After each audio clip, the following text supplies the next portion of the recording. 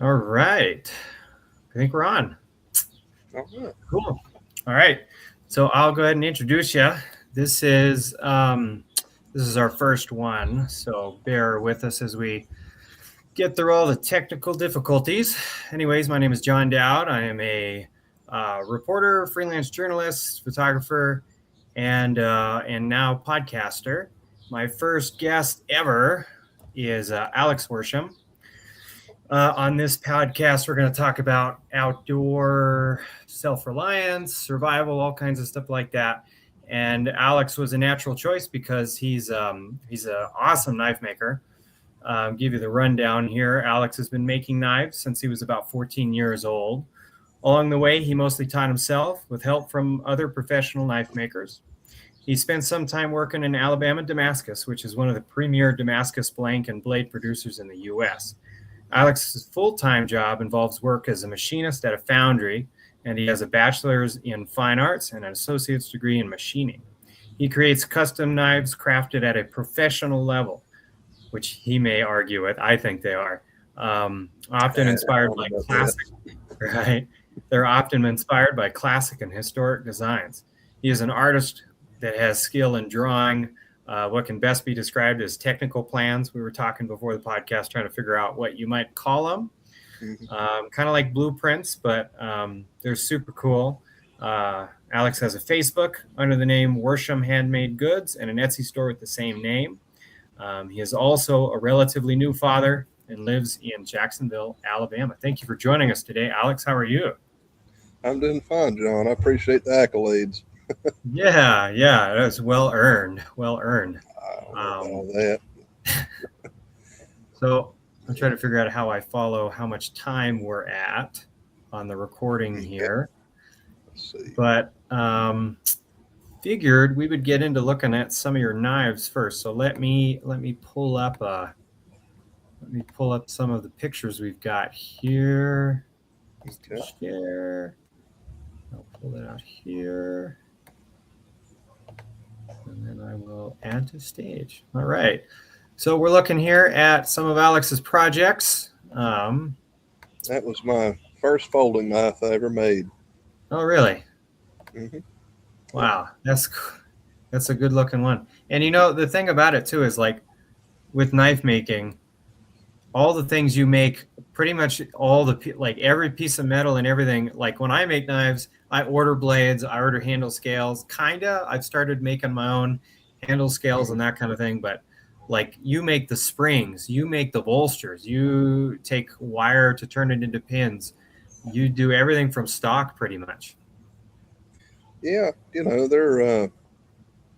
a lot of conversation to be had around, like, I don't know, the, what do you say, not rights of ownership. What do you call it? The being able to say you made everything, I guess. And some people are adamant about forging versus stock removal, and but I try to, I kind of try to find a happy medium, I guess. Sure. Well, cost is a big thing too, right? Oh yeah, Um, definitely. which which I was going to say, let's just jump into that one first. So one of the points I wanted to talk about was, you know, the price of a handmade knife. A lot of Hmm. people kind of get a little nervous when it comes to asking for a custom job, but like it takes a lot of time and energy to do and a lot of experience to make some of the Oh knives you yeah, make. I'm going to go through some of these, but you want to talk about okay, what are some of the pieces that go into that? yeah. Um, I mean, I guess at the very you know basic level, you obviously you have your tools and your materials. Without even getting into time at all, yeah, that's another. You can see on that previous one, I had a cracked uh, crack in that bone. That was just another one of the learning curves. That It's a phone is natural tough to material. work. Oh, it Yeah. is. It is. But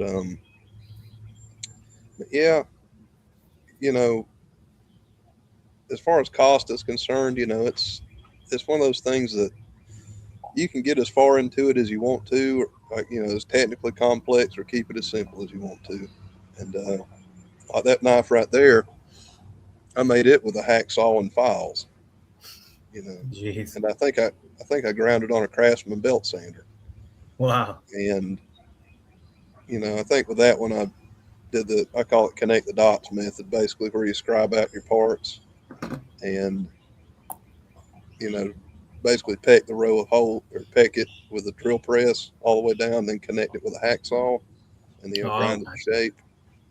Yeah. So, Wow. and I think I put the nail nick in there with the Dremel tool, but, anywho, Yeah. you know, you So, but can, there's a lot that goes into it too, beyond just like the the construction of it, because you've got to heat treat the steel, and yeah. you've got to get that to the right point and then temper it. Um, all that goes. So what determines the price of a handmade knife? Well, uh, a lot of things. And I guess, there's some people that say buy the maker and not the knife. I definitely think that that's a factor in it. You have plenty of people I've seen, and it's not knocking anybody's work by any means, or the market. There's different strokes for different folks, but I've seen knives that are made by a Navy SEAL, or for example, someone like an Army Ranger, Navy SEAL, a rescue, search and rescue kind of guy, and they'll take a blade and it'll be water jet cut out, and they might have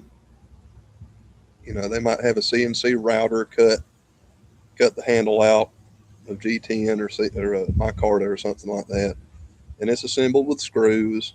And as far as hand finishing goes on that knife, there's not very much. And a knife like that might sell for $600 or $700 to the right customer. And Wow. in that regard, they're buying the story, or they're buying the maker versus, instead of the hours that actually went into it, they're paying more for the prestige of owning it. Sure. And I'm looking at this one with the little leaf pattern at the end of the guard there. oh That's so yeah, cool. That's so I made cool. that. I made that one for my uncle Steve. Wow. He really enjoyed that one. Yeah, and that is for those who are watching at home. That's the one we're looking at here is very large. It looks almost like a buoy. Yeah, It's I think it was about kind of between a 14 saber and a inches. buoy. Jeez. And it's Damascus, which is Yeah. um, kind of a magic word in Mhm. knife making for people. That it is special, but it isn't quite as special, I think, as a lot of people think it is.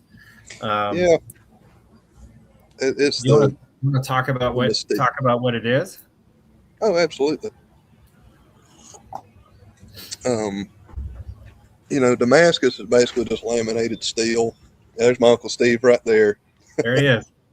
Is a He passed away recently. He was a good man, but he or Damascus is almost a misnomer.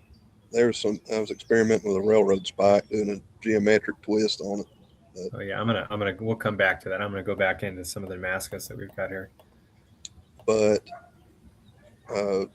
Damascus itself is kind of a misnomer.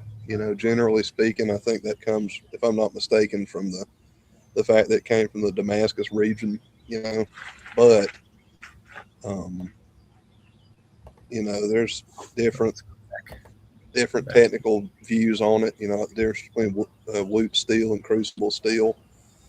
But for the most part, these days, it's just laminated steel. Yeah, laminated steel.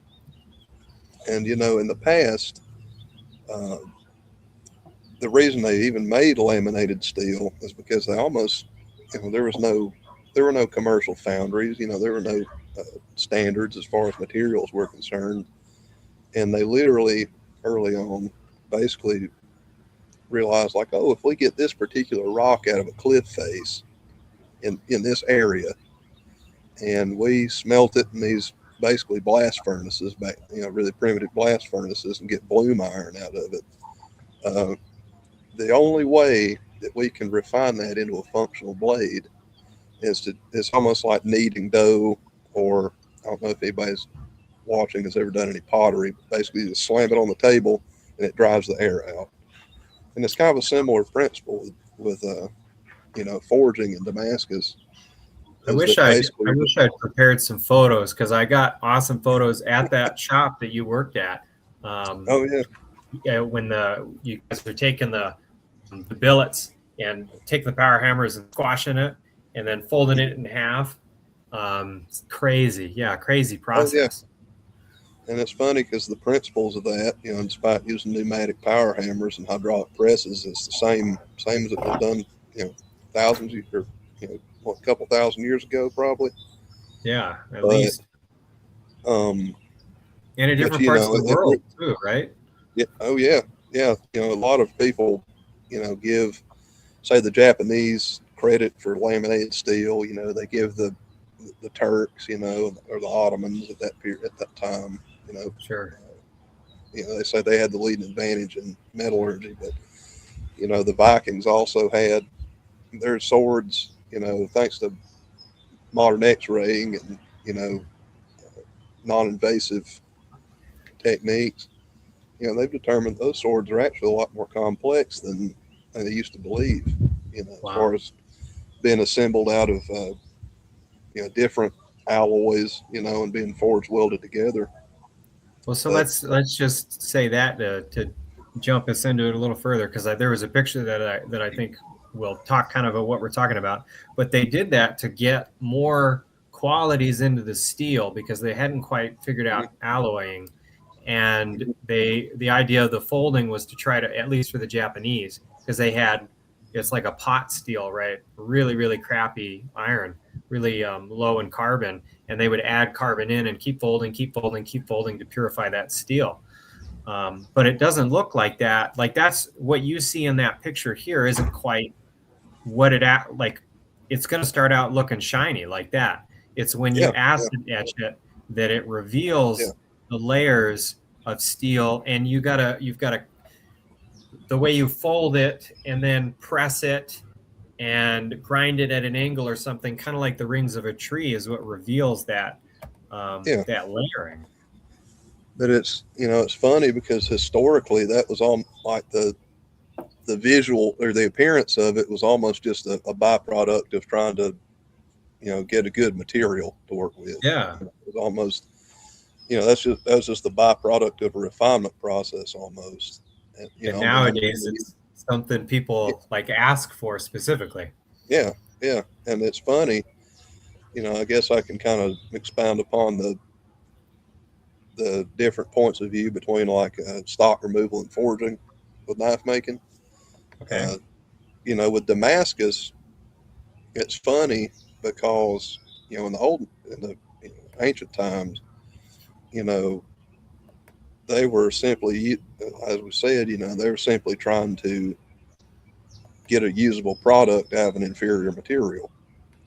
And people talk about the inherent flexibility of Damascus, and in my experience, one of the actual advantages of Damascus, even in the modern day, is that you know each layer has a slightly different hardness, and also depending on the materials that you layer together, they have different qualities. Like in Alabama Damascus, if I'm not mistaken, they use a mixture of 5160, 15N20, and N200 nickel. And Okay. Nickel. nickel Yeah. can be hardened, but they're all slightly different. And I've heard it said that a dull Damascus knife will outcut a dull homogeneous steel knife, and I think that's true because you get that as Like those the layers micro come saw. together. Yeah, exactly. As Oh, they wear at different rates, and it's almost like a micro saw. Uh, but whether that's something they have to be capable of being forged welded because like not everything can get fused, right? There's absolutely. because I remember when you were working at the shop and I would come down there, um, I had kind of got a crash course in Damascus, and one of the guys there, oh my gosh, I can't remember his name right off the top of my head, but he was working on it was copper and brass or something, wasn't it? Mhm. Yeah, Is it's that called mokume. If but I because may be those, mispronouncing it. yeah, no, I'm not even going to try, but it's because those can actually be fused. Hmm. Yeah, and that the nickel in itself, there are many steel alloys that take advantage of the properties of nickel as an alloying element. And it's funny because all they do, again, kind of getting back to the clay analogy, like you, and even the benefits of Damascus in general. Uh, I think we would usually run like a 400 layer, something like that, and which each time you fold it, even though you start out with like 16 layers, that 16 turns into, 32, and it just expounds upon itself. But it gets to a certain point, like if you took two pieces or two colors of Play-Doh and mix them together, yeah, it's going to get to a point where you mix, let's say red and blue, and you can fold it and roll it and fold it and roll it and roll it out. And, you can slice into it and see the layers, but at a certain point, it's just going to turn purple. Huh. And, you know, in a way, when you start folding Damascus after, I don't know, uh,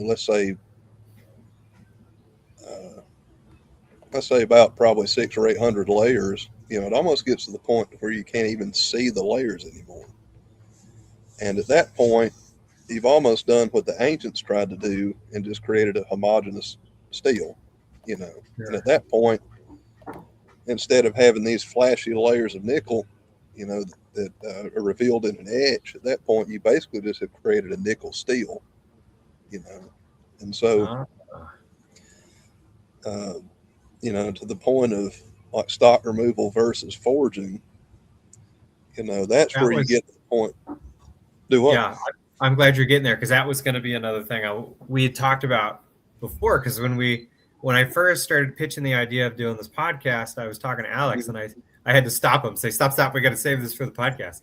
Um, one of the things in that conversation we were talking about was that and I kind of wanted to dovetail it into the price of knife making and what's involved because um, a lot of times now you were telling me that you get a better quality knife as far as like the molecular alignment from milled steel than you do from forging. You actually start to lose some of that. And you had mentioned some of the Viking swords and just swords in general. One of the magic things about it is the way they were forged and hammered out, kind of like almost like a microcrystalline structure you could imagine in Play-Doh hitting that and lining it up.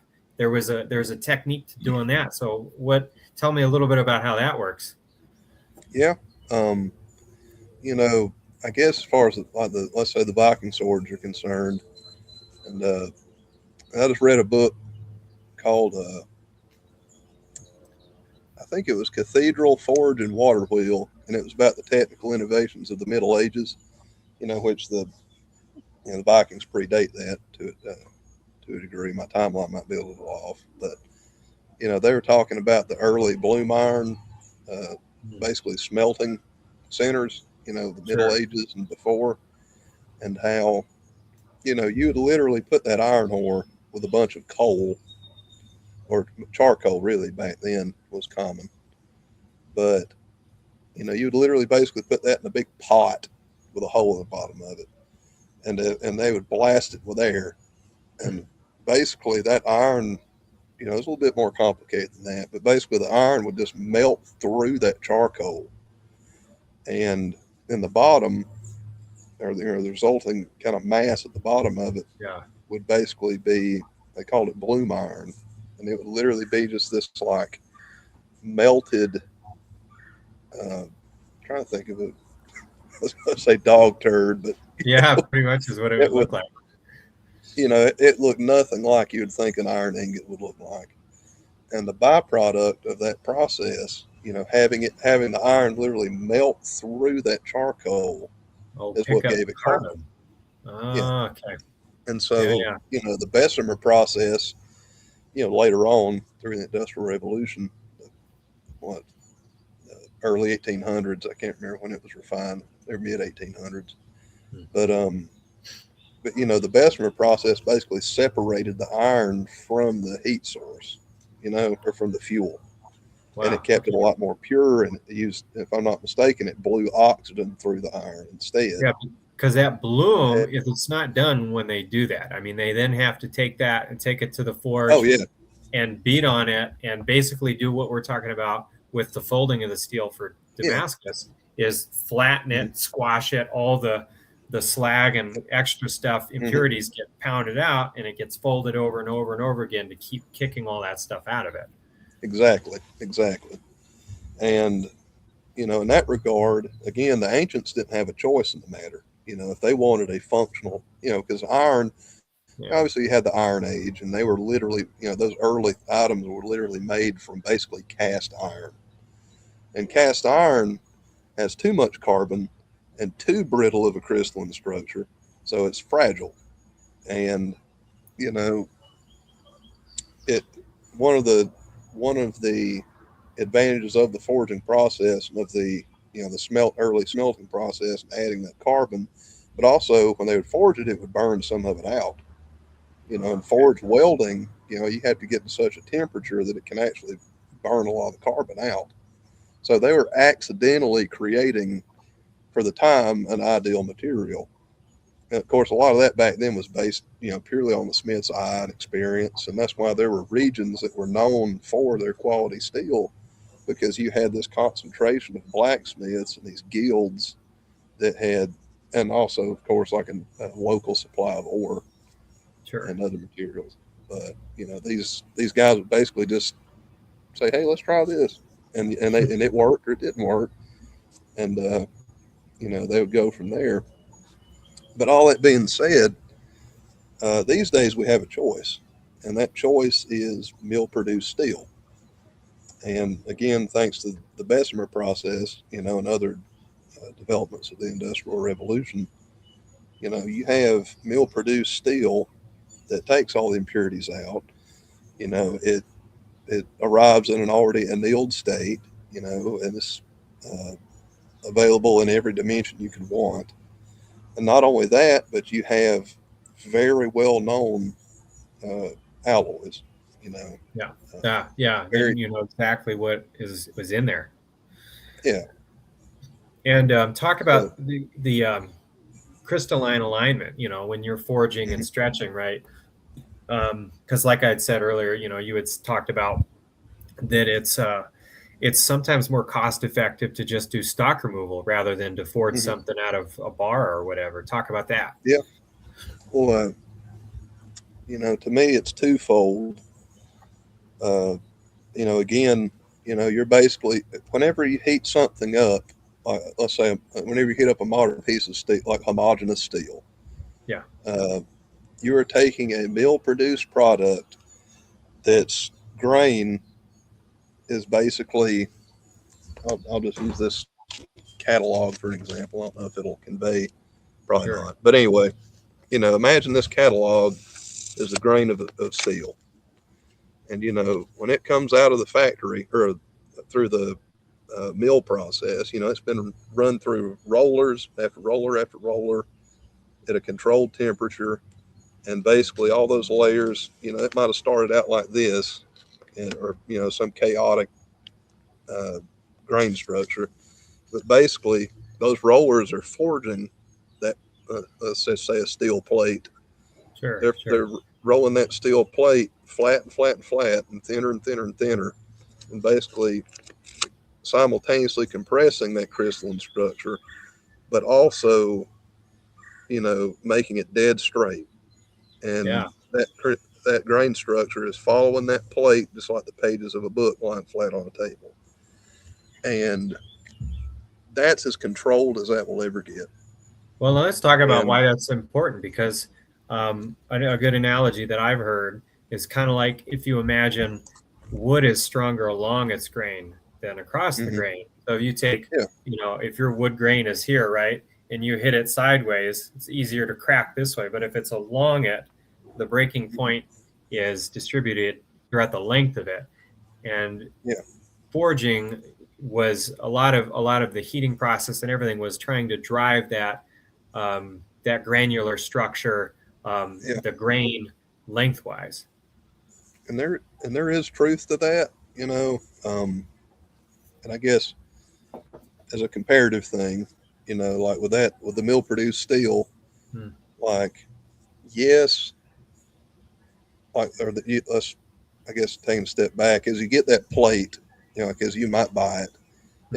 it's been completely annealed. The grain structure is perfectly refined. Um, everything on it is controlled and repeatable, which is really what you want ideally. Sure. And the manufacturer has all the heat treatment information because a bunch of engineers have done experimentation on it. A bunch of metallurgists that are way, way, way smarter than I am have done their due diligence and stress analysis and just a litany of testing and come up with the ideal procedure for heat treating that particular alloy. But getting back to the whole grain structure thing, and I guess the argument for forging or stock removal in general, when you basically have almost an ideal product and you take that plate, let's say that it's just a mill produced rectangular bar, and you hammer that thing out, you are basically, if it's again with the paper, every time you hit it with that hammer, you are disrupting that grain structure. Sure. You hit it over here, you're disrupting that grain structure. And that's not to say by any means that the steel is ruined at that point, but what you have to do after that is a series of normalizing cycles. And the reason that you do that is to heat it up to the point where that grain structure basically conforms to the shape of the knife. Ah, And not only does it have to conform to the shape of your knife or your blade, which, I guess I'll get one that I have sitting to the side here. The sun might be. But, like if this is a stock removal knife, by the way. But, let's say the grain structure is running parallel with that edge. Um, this may be a bad example. But anyway, let's say the grain structure is just running like in bands parallel to that edge. sure. That Sure. would give you a weak tip and a weak belly. And, you know, uh, that's not ideal. And so basically, in a forge knife, or like with a stock removal knife, you don't necessarily have to normalize it because the grain structure is already in a controlled state or, a refined state. And all the heat treating is doing is basically exciting that crystalline structure and allowing it, instead of going straight out the end, it'll conform to the shape of the blade. And so Gotcha. when you have a forge knife, you have to run those normalizing cycles to get back to that point. And, you know, the earlier arguments for forging, not only regarding, the quality of your iron, in which later on, it was literally just a matter of you were buying whatever the mill would put out. And so, it might have been easier to ship 3/4 inch diameter pieces of round stock. And let's say you're a village, I don't know, you're some frontier bladesmith in the United States circa 1840, and you're getting these pieces of English, carbon tool steel. Uh, you have no choice but to forge it, and by that point, you have, it also gives you more flexibility as far as what you can make. They could have taken that and forged it into a knife, forged it into a chisel, forged it into, any manner of tool that was required. But, I guess these days we just have the luxury of being able to go on, uh, Jant's knife making, Jant Supply or New Jersey Steel Baron, and being able to find exactly what you want. And, Yeah, and get I've said, exactly the steel you want. yeah. And I've heard it said, like when I first started blacksmithing, I was all about the hand tool stuff, like, oh, I don't want to use anything modern, which it's fun. Yeah, But, yeah. I remember this old guy saying, my great grandfather was a blacksmith. And if he had a DeWalt drill, he would have used it. And I said, yeah, you got a point. Yeah, You especially got a when you're point. making money off of them, and Yeah, the more yeah, you can produce, the better. Um, yeah. so let's jump into another one because we're almost. I want to keep this under an hour if we can, or right around an hour. Okay. I know it's like not at all enough time, but we'll do a follow up, I'm sure. Um, I wanted to just talk real briefly about what's involved with the knife. We've already kind of talked a little bit about um, some uh, peripheral elements of it, but I mean, what's the basis of a knife? I mean, when you're making it from whatever I guess let's talk about, are you making a knife when you do custom orders? Somebody obviously has an idea they come to you with. Um, Hmm. sometimes does that idea not really match what's realistically possible? I've had Yeah, that happen to sometimes. me. Honestly, honestly, that's why a lot of times I refrain from custom orders, like especially if I'm kind of on a time crunch, And Oh, as you mentioned, I'm a newer father. I've got a 14-year-old son or a 14-month-old son, and time hasn't exactly been uh, available yeah, lately, and so I've been, for sure. I usually like doing the custom orders when there's kind of like a general specification, Sure. like, oh, I want a dagger that looks medieval, Yeah. something like that, and you know, which knife making, these days, like being honest, it's just as much about kind of like an artistic interpretate or expression, as it Sure. is anything, because you can go on Amazon and buy a perfectly serviceable knife, that would probably last you for the rest of your life. But people want something custom. They want something that nobody else has. And in that regard, I like it when you have someone that kind of gives you a little bit of latitude as far as uh yeah, give them what they want, but also like don't tie my hands behind my back necessarily to Sure. Well, make a carbon copy of something. But yeah, and I guess kind of to tie all of it together, because I asked that question and I immediately thought that's a lot to ask, like what's involved in it, because there's so many types of mm-hmm, knives. As we mentioned in the intro, you draw a lot of your inspiration from historic examples. mm-hmm. Um, how do how do you find out about all these things? I mean, are you doing research on the internet? You're reading books? Um, are you taking that and are you getting exact measurements, or are you trying to like create your own interpretation? How does that come together? Kind of everything you Yeah. just Okay. said, and then some. Sure. I might literally be, a lot of surfing the internet, going on forums, heck, Reddit. I mean, honestly, it's just Sure. a matter of running across something and being like, that's really cool. Um, I as far as the ones that I make, and some of them present a challenge, that I'm like, oh, well, you know what, I think I could do that.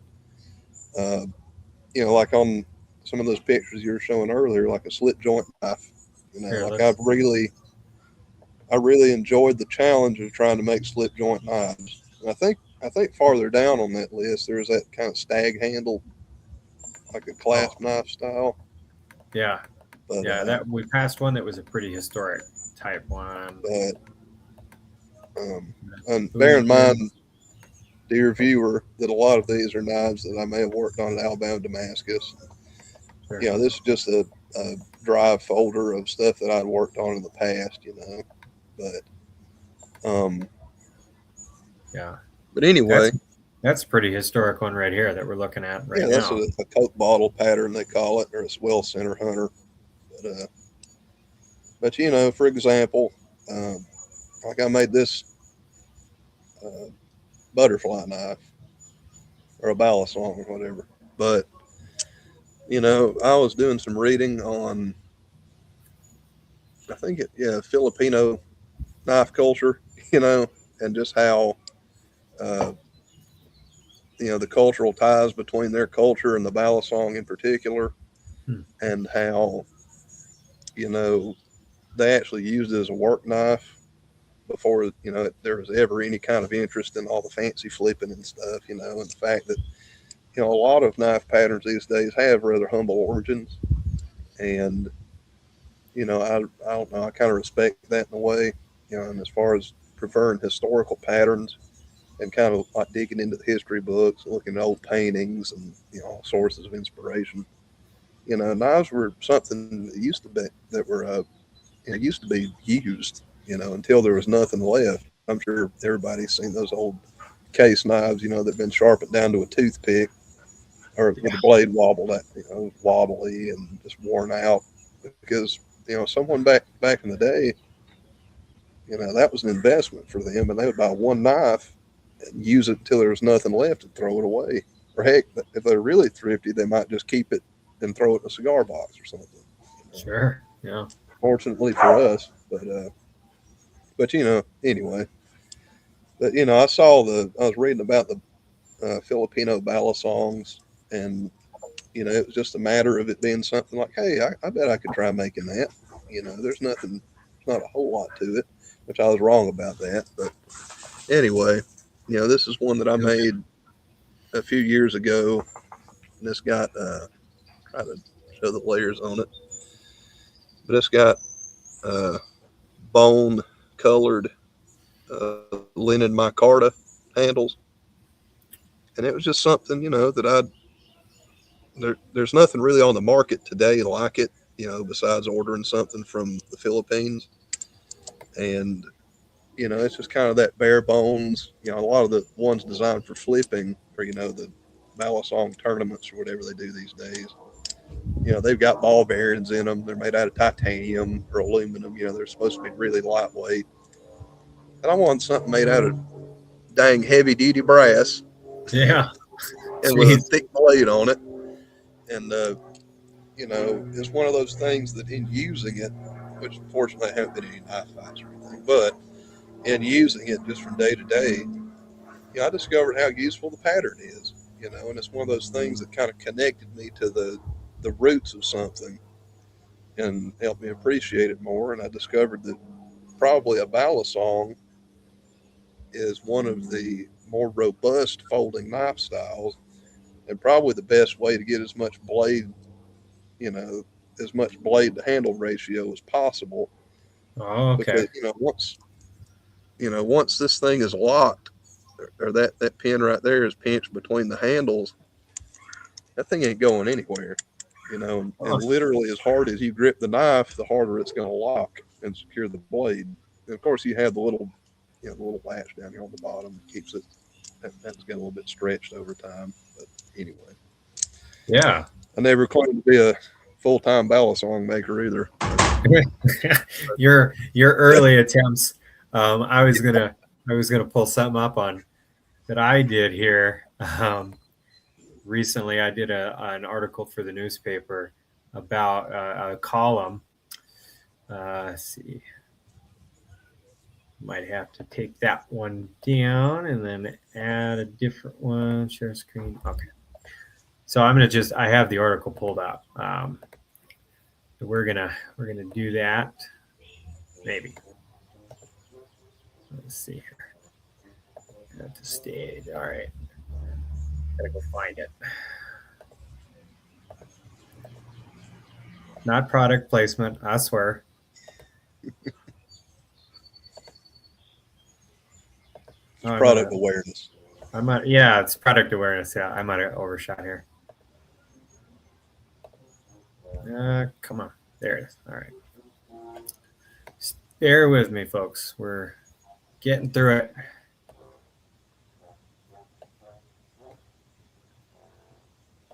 There we go.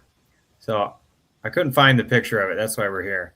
But so I did a Damascus razor and wrote kind of a fun piece about the razor and like just a little bit of history about them.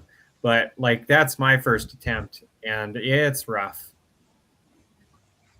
A little rough. I think it looks pretty good. Well, I appreciate that, but you can't see really. There's like a crack in the handle here, and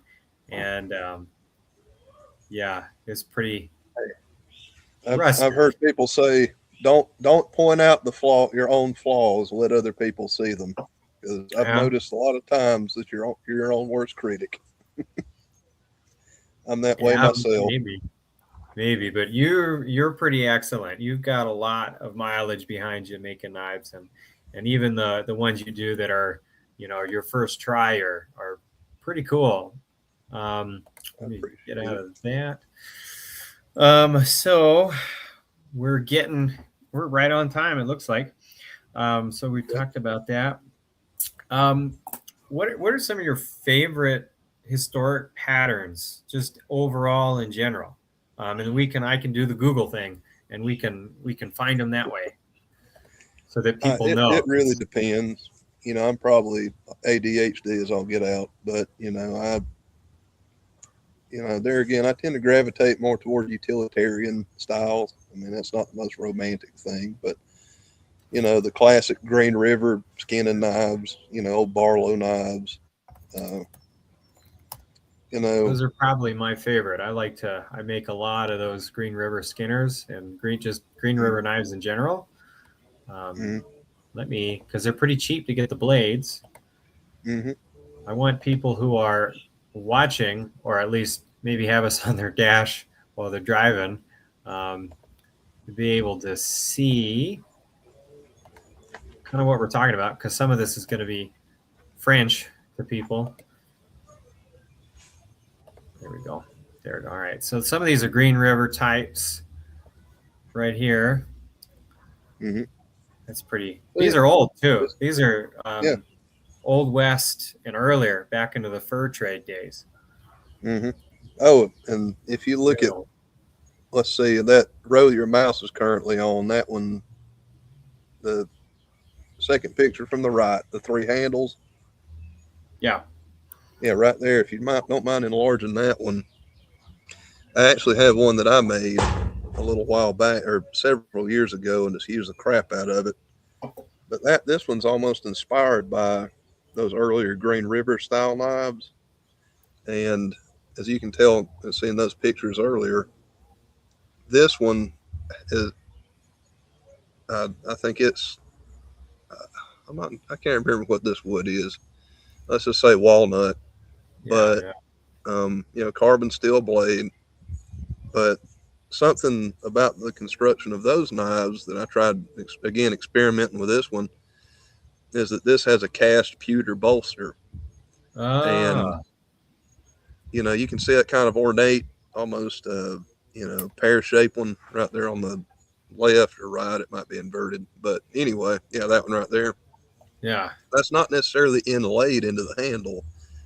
They literally carved that out of the wood and poured that pewter in there to cast the blade into the What? handle.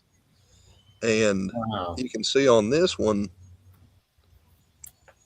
um, you can kind of see where the blade sits down into that more silver colored spot. That's because I literally took this handle, drilled out the hole for the tang inside, drilled a hole through it, and basically built a dam out of paper and masking tape, Huh. and put the blade in there, poured it in, and then filed all this to shape and cleaned it up around the Where'd you get the tang of the pewter? process.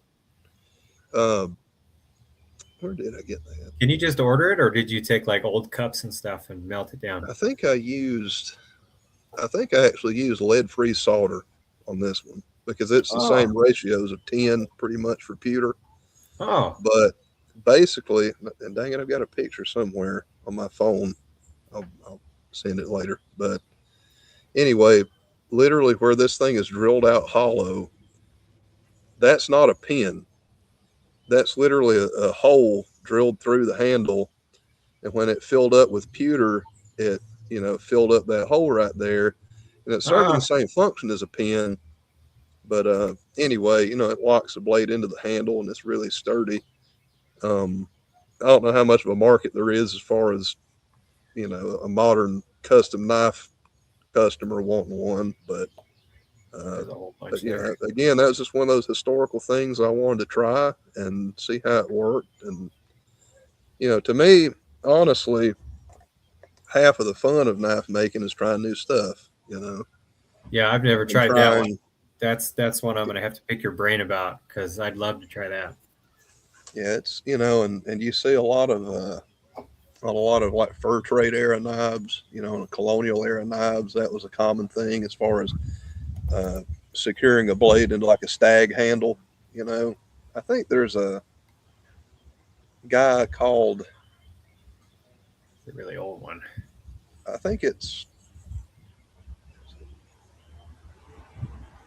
Old Town Cutlery with an E, like Old Town with an E at the end of Yeah. it.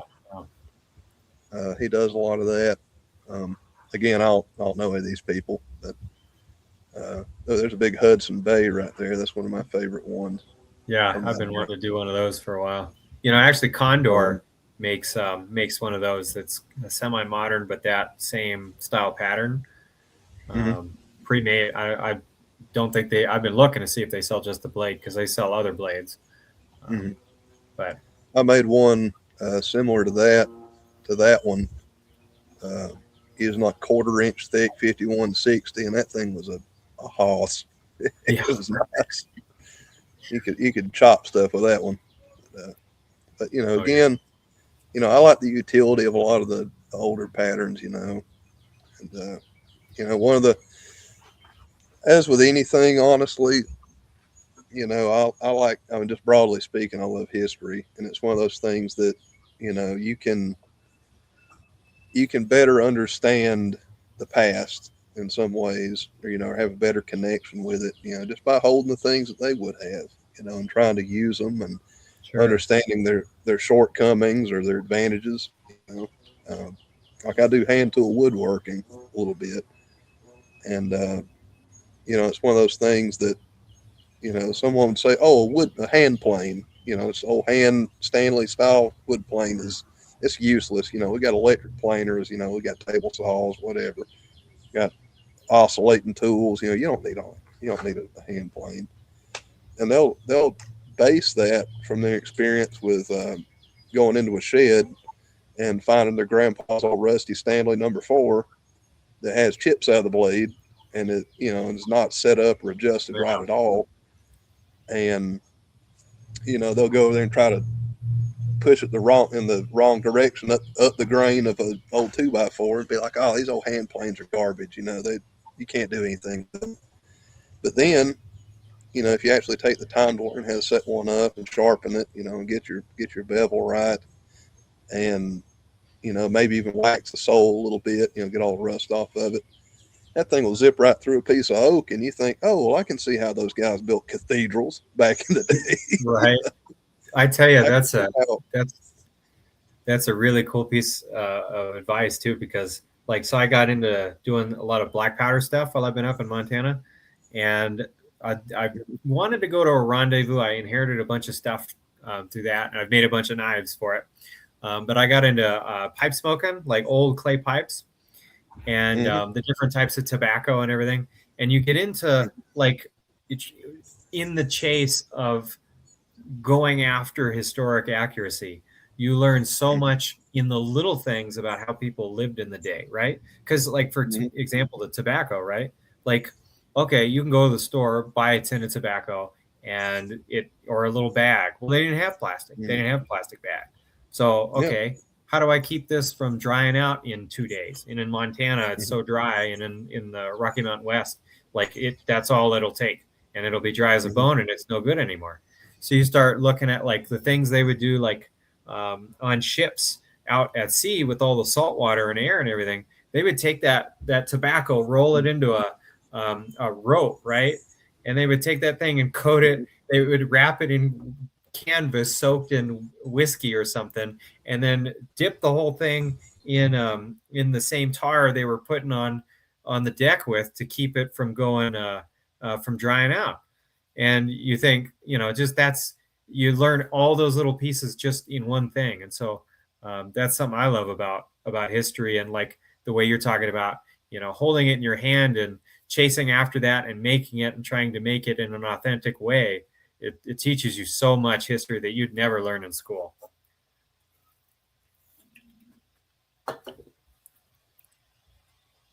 Yep. Did I pause? Hold on, folks.